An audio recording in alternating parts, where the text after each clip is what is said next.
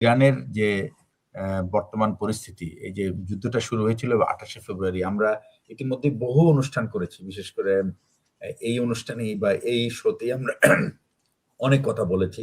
কিন্তু সবশেষে যেটা হচ্ছে যে আপনাদের যদি খেয়াল থাকে, গত উইকেন্ডে ট্রাম্প একটা খুব জরুরি বৈঠক ডেকেছিল এবং সে তার আ আ ক্যাবিনেটকে ডেকেছে। ডাকার পরে তখন একটা ভাব দেখা যাচ্ছিল যে, যেকোনো মুহূর্তে এটা আপনার একটা চুক্তি আ সাইন হতে পারে অথবা কোনো নতুন কোনো আক্রমণাত্মক আ অভিযান শুরু হতে পারে। তো ট্রাম্পের যেটা সাধারণত উইকেন্ডেই সাধারণত এই কাজগুলি করেন উনি। কারণ সোমবারকে উনি মাথায় রেখে এই কাজটা করেন।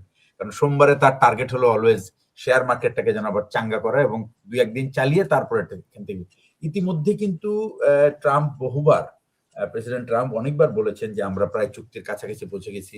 ইরান হাতে পায়ে ধরছে এই চুক্তি করার জন্য" ইত্যাদি, ইত্যাদি।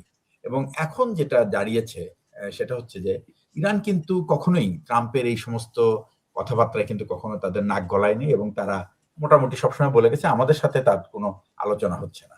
এখন যে জায়গায় দাঁড়িয়েছে সেটা হচ্ছে যে, ট্রাম্প এখন একটা এমন অবস্থায় দাঁড়িয়েছে যে, ১ম কথা হলো যে সে সারা বিশ্বের থেকে আলাদা হয়ে গেছে এবং ট্রাম্পের নেতৃত্ব বিশেষ করে যুক্তরাষ্ট্রে তার তার জনগণের কাছে তার গ্রহণযোগ্যতা একেবারে খুবই অতি মানে নিচের কোঠায় চলে গেছে এবং বলা হচ্ছে যে, আমেরিকার প্রেসিডেন্টের ইতিহাসে ১ম টার্মে এইরকম ২য় বছরের মাথায় এত কম জনপ্রিয়তা নিয়ে কোনো প্রেসিডেন্ট শাসন করেনি।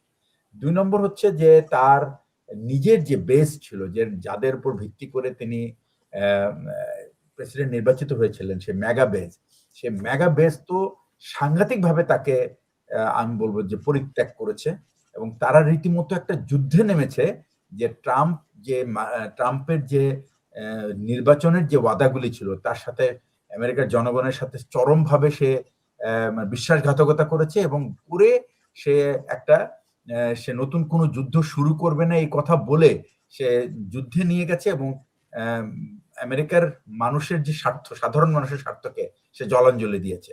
যার কারণে তার সবচেয়ে প্রিয় কয়েকজন সাংবাদিক, তার মধ্যে একজন টাকার কার্লসন, তারপর হচ্ছে মেগান কেলি, তারপর হচ্ছে অ্যালেক্স এবং একজন তো মারাই গেলেন, যিনি ধরে নেওয়া হয় যে তার কারণে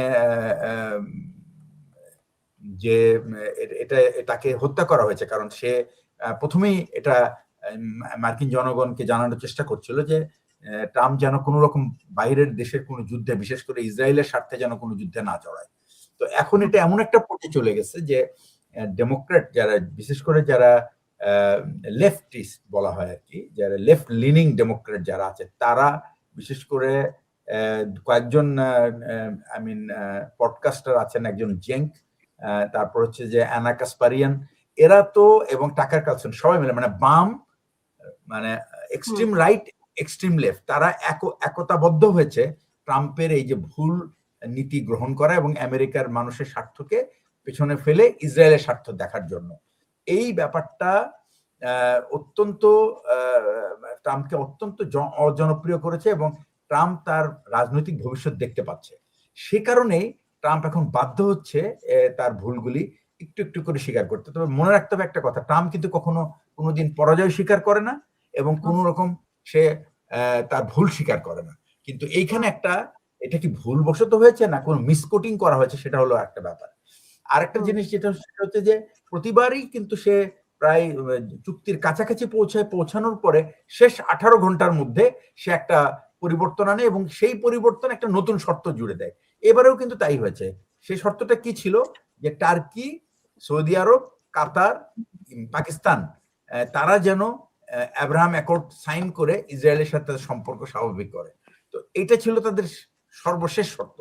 এরপরে যে বিষয়গুলি ট্রাম্প বারবার বলছে যে ৫টা লক্ষ্য নিয়ে যে সে যুদ্ধে এসেছিল, এখন তার কথা হচ্ছে যে সে কিছু অ্যাচিভ করুক আর না করুক। আজকে যদি আপনি খেয়াল করে থাকেন, আজকে মার্কো রুবিও বলেছে, অথবা হেক্সের সে একটা মিটিং এ ছিল, এই মিটিংটা ছিল আইসিস একটা আইএসএস এর একটা অনুষ্ঠানে ছিল এবং সেখানে সে বলেছে প্রেসিডেন্ট ট্রাম্প যে চুক্তিই না করুক না কেন সেটাই হবে বেস্ট চুক্তি। অর্থাৎ সে বলতে যাচ্ছে চুক্তির ভিতরে যাই থাকুক না কেন, একটা চুক্তি হইলেই ওটাকে বলা হবে যে এটা ইট ইজ দ্য বেস্ট। তো এই হলো পরিস্থিতি। এমন অবস্থায় তো ট্রাম্পের ভুল স্বীকার করতেই হবে, কারণ প্রেসিডেন্ট ওবামার সময় জেসিপিও এগ্রিমেন্টের মধ্যে যেটা ছিল সেটা হচ্ছে যে বিশেষ করে নিউক্লিয়ার এনরিচমেন্টের তাদের যে ইউরেনিয়াম, যেটা এনরিচ ইউরেনিয়ামের যে আপনার পার্সেন্টেজ কমিয়ে আনা 60% থেকে 3.6 নিয়ে আসা, এটা ছিল তাদের ওই চুক্তির একটা শর্ত, যে গ্র্যাজুয়ালি এটাকে 3.6 নিবে, অর্থাৎ এটা আর ওয়েপন্স গ্রেড থাকবে না। কিন্তু এই চুক্তিতে কিন্তু ইরান বলে দিয়েছে যে চুক্তি হলেও নিউক্লিয়ার সংক্রান্ত কোনো চুক্তি প্রাথমিক এবং প্রথম কথা হলো কোনো চুক্তি হবে না, এটা হবে memorandum of understanding. Memorandum of understanding এর ভিতরে তারা যে শর্তগুলি দিয়েছে তার ভিতরে না আছে মিসাইল ইন্ডাস্ট্রির কথা, না আছে ইউরেনিয়ামের কথা। সো এই দুটা জিনিস বাদ, এবং তারা যেটা করছে এখন সেটা হচ্ছে যে হরমুজ প্রণালী খুলে দিবে, তবে ম্যানেজমেন্ট থাকবে jointly with Iran and Oman. এই যে টোল কথা বলে নাই, ম্যানেজমেন্ট বলছে, এবং ম্যানেজমেন্ট ফি কিন্তু আলটিমেটলি এটা নাম হবে টোল না হয়ে এটা নাম হবে ম্যানেজমেন্ট ফি, যেটা সবাই ধারণা করছে। তো তার মানে কি, ট্রাম্প মানে এই যুদ্ধ শুরুর আগে কিন্তু হরমুজের উপর কোনো নিয়ন্ত্রণ ইরান কিন্তু স্থাপন করেনি, বা তারা কোনো রকম রেস্ট্রিকশন দেয়নি, এটা কিন্তু খোলা ছিল। এটা একটা আন্তর্জাতিক পানি বলে বা আন্তর্জাতিক সমুদ্র সীমা বলে এটাকে গ্রহণ করা হতো। কিন্তু এখন ইরান বলে দিয়েছে যে অ্যাজ পার ক্লস আনক্লস অনুযায়ী তার যে সমুদ্র সীমা, এইটা তার সমুদ্র সীমার মধ্যে পড়ে এবং এটা ওমানের সমুদ্র সীমার মধ্যেও পড়ে। তাই এটাকে আমরা, সেটা বলছে ওমান এবং ইরান তাদের সমুদ্র সীমা ম্যানেজমেন্ট করবে।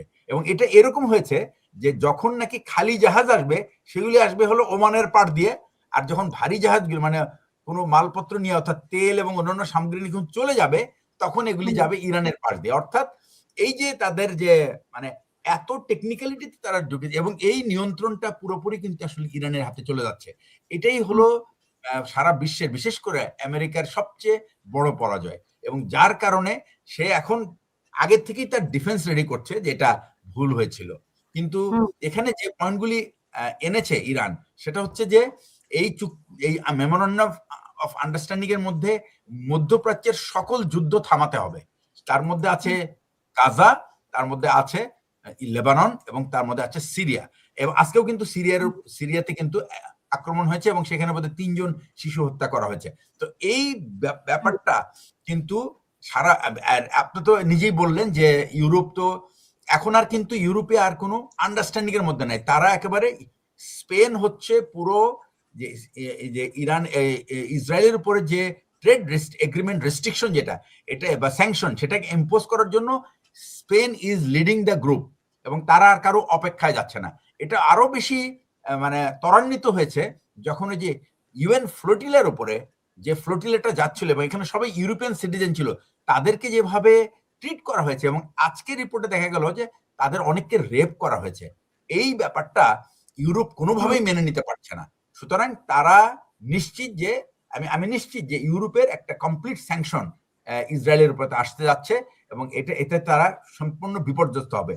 এবং আয়ারল্যান্ডের পার্লামেন্টেও আমি ডিসকাশন শুনলাম, এবং তারা কিন্তু খুব চাপ দিচ্ছে যে যেন ইসরায়েলের উপরে স্যাংশনটা ইম্পোজ করা হয়, বিশেষ করে ট্রেড এগ্রিমেন্টে, এবং আর কিছু কিছু ব্যক্তিত্বকে পার্সন নন গ্রাটাকে ডিক্লেয়ার করা, বিশেষ করে বেন গাভিরকে, যে নাকি তার ইন্টারনাল সিকিউরিটি মিনিস্টার। তো এই ভদ্রলোককে উপরে মানে ভদ্রলোক বলাটা মানে খুব বেশি, আমি বলবো যে তাকে সম্মান দেখানো হচ্ছে। আমার মনে হয় না যে সে এই শব্দের যোগ্য ব্যক্তি। তার যে বিহেভিয়ার, তার যেগুলি কথাবার্তা দেখা যায়, তাতে আমার মনে হয় না যে ইউরোপ তার উপরে তার স্যাংশনটাকে কোনোভাবে রিলিফ করবে। এখানে একমাত্র বটলনেক হচ্ছে এখন জার্মানি। তারাই একমাত্র তাদের সেকেন্ড ওয়ার্ল্ড ওয়ারের যে ভূমিকা ছিল সেটার কারণে তারা ইসরায়েলের উপরে সেই স্যাংশনটা দিতে পারছে না।